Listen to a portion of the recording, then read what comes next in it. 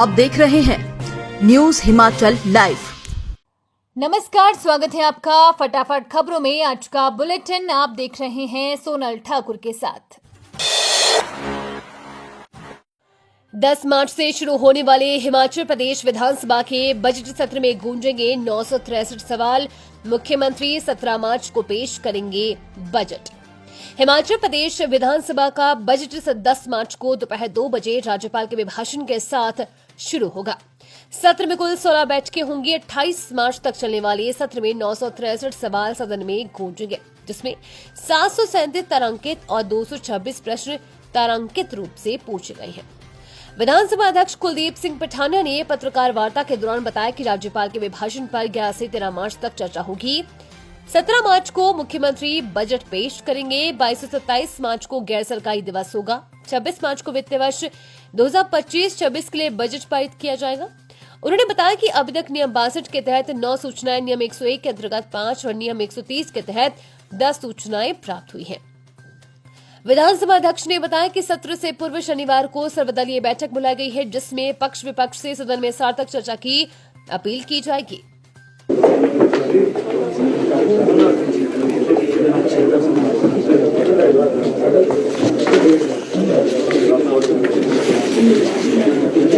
शुरू करें। आप सबका आज की इस प्रेस ब्रीफिंग में स्वागत है। जैसा आप सब जानते हैं कि 14वीं विधानसभा का 8वां सत्र, बजट सत्र जो है वो शुरू होने जा रहा है और ये सत्र जो है हमारा गवर्नर एड्रेस से शुरू होगा। 11 मार्च को पहला वर्किंग डे है, जब माननीय राज्यपाल महोदय सदन को संबोधित करेंगे और 28 मार्च तक ये सत्र चलेगा। लगभग 16 सिटिंग्स इसमें होंगी और राज्यपाल अभिभाषण के ऊपर धन्यवाद प्रस्ताव और उसके बाद 17 मार्च को budget presentation by the honourable chief minister और उस पर चर्चा 4 दिन की। फिर डिमांड्स के ऊपर कट मोशंस और जो है 28 मार्च से पहले 27 को पास कर देंगे हम। 26 मार्च को बजट जो है ये पास होगा। जो वर्किंग डेज हैं, वैसे तो जनरली विधानसभा और लोकसभा जो है शनिवार और इतवार को नहीं मिलते, लेकिन इस बार के सत्र में जो है शनिवार भी वर्किंग डे है और मात्र एक होली की छुट्टी है और संडेज जो इन बिटवीन अप टू 28 आते हैं वही जो है छुट्टियां हैं, हॉलीडेज हैं।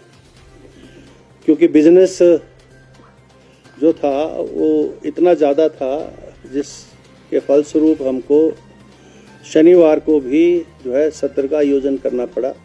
आप जानते हैं कि विधानसभा के नियमों के अनुरूप 2 दिन प्राइवेट मेंबर्स डेज को रखना ज़रूरी है, तो ये दोनों दिन 22 और 27 को जो है प्राइवेट मेंबर डेज का बिजनेस भी होगा। साथ में जो रेगुलर बिजनेस प्रश्नकाल और बिल्स वगैरह जो होते हैं वो भी जो है वहाँ लेजिस्लेटिव बिजनेस जो है होगा और साथ में प्राइवेट मेंबर डेज भी होंगे। अभी मीडिया की सुर्खियों के बाद जगह वन विभाग बनाई टीमें मिली सफलता। जिला कांगड़ा के वन मंडल नूरपुर के अंतर्गत वन परिक्षेत्र के जंगलों में विभागीय मिलीभगत से खैर माफिया द्वारा खैरों पर कुल्हाड़ी चलाई जा रही है। खैर माफिया रातों रात जंगलों से खैरों के पेड़ों को काट कर ले जा रहा है। जब जंगलों ने खैर के पेड़ कटने मामला मीडिया में जोरों शोर से उठाया तो गहरी नींद से सोया हुआ प्रशासन जाग उठा, विभाग जाग उठा।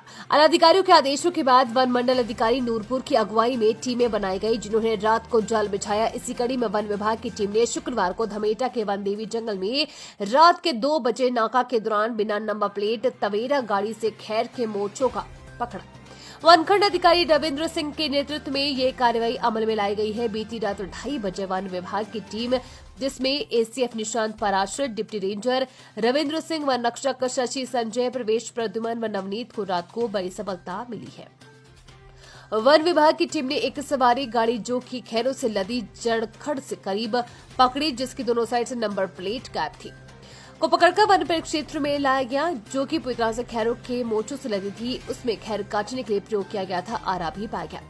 वन विभाग के डिप्टी रेंजर रविंद्र सिंह ने बताया कि गश्त के दौरान मानगढ़ के पास नाका लगाया हुआ था, तो रात को करीब 2:30 बजे एक मोटरसाइकिल जंगल की तरफ से निकला, जिसे रोका गया, परंतु वो नहीं रुका। कुछ ही सेकंड के बाद वहां से एक इनोवा गाड़ी निकली, जिसको रोकने की कोशिश की, परंतु ड्राइवर द्वारा गाड़ी को भगा लिया गया और उसका पीछा किया गया। 12 किलोमीटर पीछा करने के बाद भी गाड़ी पकड़ में नहीं आ रही थी। आखिरकार गाड़ी को तस्कर खड़ा करके उसकी नंबर प्लेट तोड़कर साथ ले गए और गाड़ी छोड़ गए। चोरों द्वारा भागते समय रास्ते के पास गाड़ी के कागजात फेंके गए, जिसको वन विभाग ने अपने कब्जे में ले लिया। चोरों की धरपकड़ के लिए टीमें लगाई। एक्टिव रहते हैं इन 3 महीनों में, परंतु कुछ धमेटा हमारा जो ब्लॉक है थोड़ा सेंसिटिव है, एडजॉइनिंग पंजाब है, तो वहाँ पे 2-3 हमारी बीट्स खाली हैं, थोड़ा सेंसिटिव ज़्यादा हो गया था, तो 2-3 घटनाएं पिछले 2-3 महीने में घटी हैं वहाँ पे। ये 4-4, 5-5 पेड़ करके काट रहे थे सरकारी जंगलों से। तो हमने कल 4 टीमें गठित करी थी। हमने एडजॉइनिंग ब्लॉक से एक डीओ, उनके साथ 2-2 गार्ड हमने एकत्रित करे थे और हमने खुद, मैं स्पॉट पे था, एसीएफ मेरा स्पॉट पे था, तो भी हमने सारा रैकी किया पूरा एरिया वहाँ का, और 5-6 जगह हमने नाकाज प्लेस किए थे। तो 3 उन्होंने रात को पेड़ काटे हैं फ्रेश, वो हमने उनको रंगे हाथों पकड़ा है।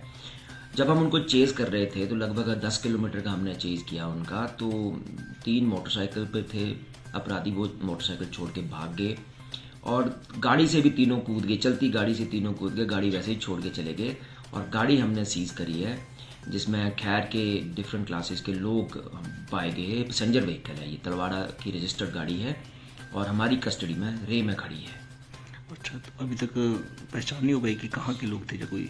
उसमें आरसी मिली है हमें, आधार कार्ड मिला है, हमें पता लग चुका है किसकी गाड़ी है और हम उसको उसके पूछताछ करने जा रहे हैं। कितनी सर बरामदी कितनी हुई लकड़ी की? 13 नग बरामद किए हैं और 3 पेड़ों का ये माल है, लगभग 2.5 से 3 क्यूबिक मीटर का माल है, जिसकी कीमत लगभग 2.5 से 3 लाख रुपए की है। तो सर इस माफिया को रोकने के लिए विभाग की आगे की क्या तैयारी है, किस प्रकार की प्लानिंग है? हम बड़े ही रैपिड फायर मोड में हैं इस ब्लॉक में, इसके एडजॉइनिंग ब्लॉक्स में। हम लगातार अगले 20 दिन लगातार 24 घंटे नाका नाइट रेड करने वाले हैं। हमें ये गैंग का पता था पहले से ही, पर ये काफ़ी लोग हैं, 60-70 लोग हैं और ये काफ़ी तरह की इलीगल एक्टिविटीज़ में इन्वॉल्व होते हैं। माइनिंग में ये इन्वॉल्व हैं, एनडीपीएस में ये इन्वॉल्व हैं और ये खैर माफिया भी है, और जहाँ इनका दाव लगता है वहाँ ये अपराध करते हैं। ये हिमाचल से है या पंजाब से है या क्या है? इसमें से हिमाचल के भी कुछ लोग शामिल हैं और पंजाब से भी ऑपरेट करते हैं। लकड़ी ये पंजाब में बेचते हैं। जो इनका मेन है, जो लीडर है, वो पंजाब से है? वो है हिमाचली है पर रहता पंजाब में। जी, अच्छा, चलो। अमलीला गांव के सैन्य जवान अनिकेत की बीमारी से मौत, इकलौते बेटे की खबर सुन मां हुई बेहोश। नगरोटा सूर्या के गांव अमलीला के एक सैनिक अनिकेत की बीमारी के कारण मौत हो गई है। वो पिछले 8 महीने से बीमार चल रहा था और दिल्ली के सैनिक अस्पताल में उपचाराधीन था। सैनिक की पार्थिव देह सैन्य टुकड़ी के साथ शुक्रवार सुबह तक पैतृक गांव में पहुंची। सैनिक अनिकेत माता पिता का एक ही बेटा था। 25 वर्षीय अनिकेत के पिता राकेश कुमार दर्जी का काम करते हैं और माता नीलम देवी आंगनबाड़ी वर्कर हैं, जबकि मृतक सैनिक की बहन आकांक्षा चौधरी ने इसी साल बीकॉम की पढ़ाई पूरी की है। सैनिक की मृत्यु की खबर जैसे ही वीरवार शाम को उनके परिवार को मिली तो पूरा परिवार शोक में डूब गया। उनकी माता तो एकदम सदमे में से बेहोश हो गई, जबकि इकलौती बहन का भी रो रो कर बुरा हाल हो रहा है। मृतक सैनिक अनिकेत जब 2020 में डोगर रेजिमेंट में भर्ती हुआ था तो माता पिता व बहन को उनके अच्छे दिन आने की उम्मीद जगी थी, लेकिन उसके इस मौत से मानो पूरे परिवार पर फिर मुसीबतों का पहाड़ ही गिर पड़ा है। मृतक सैनिक का शुक्रवार को उसके पैतृक गांव के शमशान घाट में सैनिक सम्मान के साथ अंतिम संस्कार कर दिया गया। इस दौरान भारी संख्या में लोगों ने अनिकेत को नम आंखों से विदाई दी।